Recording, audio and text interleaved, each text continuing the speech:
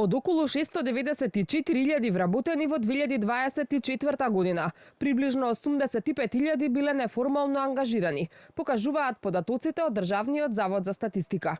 Со цел да се реши проблемот со неформалното ангажирање на пензионери, студенти и лица приматели на социјална помош, денеска во владата беше презентиран законот за работно ангажирање лица. Со овој закон, како што рече министерот за економија Бесар Дурмиши, се воведува пофлексибилен и поедноставен модел за легално ангажирање, со јасна правна рамка и електронски процедури за пријавување, одјавување и уплата на придонеси. Корисниците на гарантирана минимална помош не ги губат социјалните и детските права.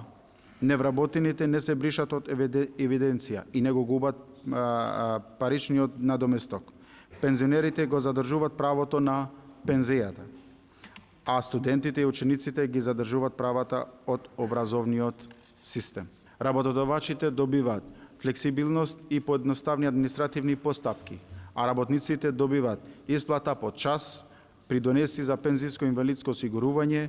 Според анализите, се очекува формализација на околу 12.000 сезонски работници во земјоделството и околу 5.400 непријавени работници во туризмот, угостителството и услугите, односно вкупно офаќање на околу 17.400 лица. Извршната директорка на Центарот за истражување и креирање политики Марија Ристевска објаснува дека станува збор за регулација на работно ангажирање, но и поедноставување на принципот на пријава и одјава на работникот. Сите ние можеме да бидеме работодавачи. Со овој закон сите можеме да бидеме и работно ангажирани лица.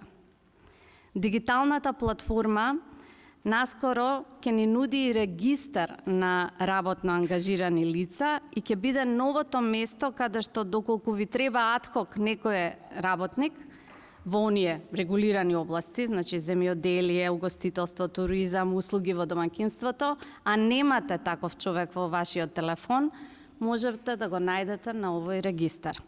Законот е во примена од 1 јануари годинава, а неговата имплементација е со експертска и техничка поддршка од Германското друштво за меѓународна соработка. Министерството, како што беше најавено на настанот, ќе почне кампања за промоција на законот под мотото Фер ангажман.